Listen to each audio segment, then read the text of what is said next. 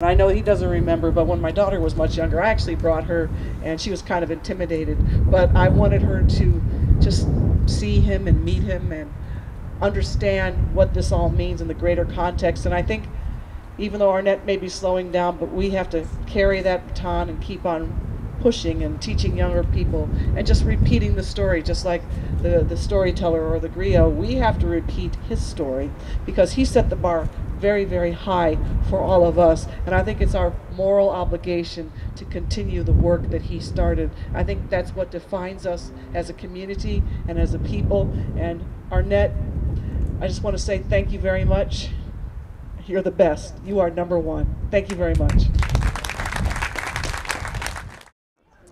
I just want to say to Arnett, as I have always told him, he's been my inspiration during my tenure on the job. He's been the catalyst for change on the department, and certainly his legacy will live on. And more important, the inspiration that he was when he was active is now the conscience of the department in his retirement. And the museum here, the African-American Firefighter Museum, is part of that legacy that he will always be with us. Mr. Hartsfield, all Centurions, first and foremost, we want to say thank you because it's because of the efforts of you men that we are still in existence today. So we want to say thank you. Also, Mr. Hartsfield, one thing I want to say, I'm going to personally miss coming up here, being around you, and the stories. I got to hear a story today, and I mean the stories, I pass them on to the new firefighters that I come in contact with. I know that you're not going to be gone, but I mean, you're not going to be here as often. So for that, we are going to miss you. But I do appreciate the time that we've had to be around you and to hear how you and your men stood up. Because if it hadn't been for you brothers doing what you did back in the day, again, we wouldn't be where we are today. So because of that, again, I just want to say personally, thank you. Us, the County Centurions, we got together and we felt like, we wanted to do something for you. And I know you have a museum at home, so we're like, what can we give a man that's probably already got? I mean, you got the turnout jacket, you got the chief for the day, the helmet, you got plaques. I'm sure she's tired of the wife, tired of all of that stuff. So, but we felt like, what? I think he might be able to use this cane. Because even today while we're talking and I'm listening to a story, I noticed that the balance was a little off. So I think we're going to go ahead and we got your name engraved on the side, the rookie for the Los Angeles County Centurions. So I'm going to go ahead and pass this off to Bradford Joyce. He's going to give it to you so we can go ahead and put that in service today. And again, on behalf of the Los Angeles County Centurions, we want to say thank you. Hold on to that. I'll be coming to get it. I want to say this to everyone. This is an individual that'll truly, truly be missed. And just to you, Arnett, and to your beautiful wife, Jeannie, you guys have just been so wonderful as it relates to just my ability to come and spend time with you. And Jeannie, you've been so gracious, allowing us to take the gentleman affectionately known as the rookie to spend time with us, to educate us, to further develop us, and make us be better individuals personally and professionally. So Arnett, I love you. Jeannie, I love you. And to the whole family, thank you so much for all of the wonderful years. And just because you won't be here anymore doesn't mean we won't be coming by to pick you up and bring you here and hang out with you. We just want you to take it easy because after this long, long body of dedicated and tireless work, you need a rest, big guy. So just let us take it from here. We love you. And please just rest up, and I'll speak with you soon. I'm Thammasaengsri, and I'm a member of the Newswire L.A. crew.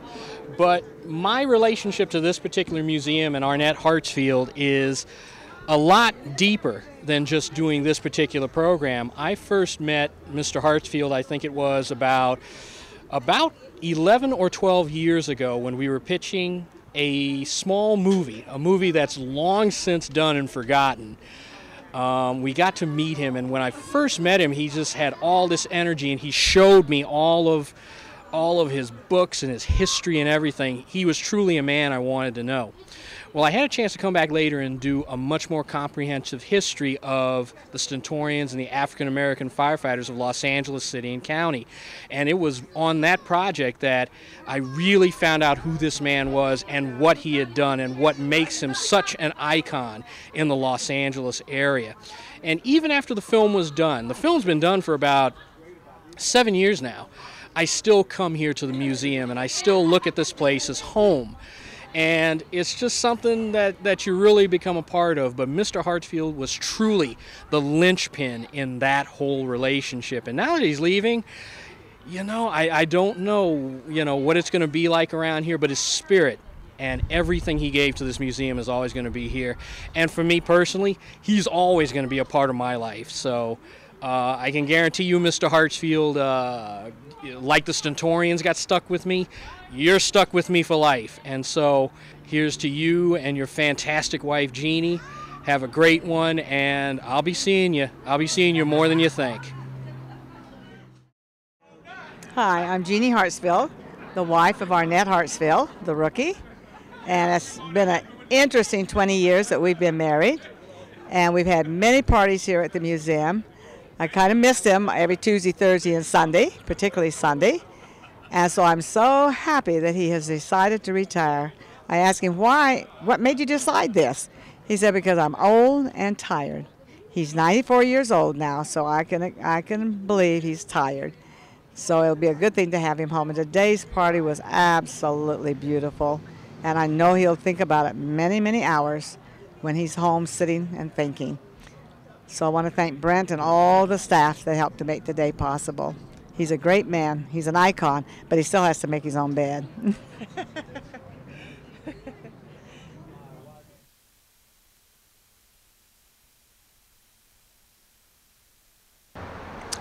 I've watched this company come from Buffalo Soldier to Tuskegee Airman. It's time to turn the reins over to somebody else and tell them that I am well paid because I've watched them succeed when I thought it was impossible. When they told me I couldn't promote, I went elsewhere. When they told Lisa Davis she couldn't promote, she took it down and said, well, watch me. And ran right over them and became captain herself. When they arranged to remove her from the jurisdiction of that tough captain, she refused. She says, no, I can stand anything you can put out. And now I'm satisfied. I helped to lay down the block.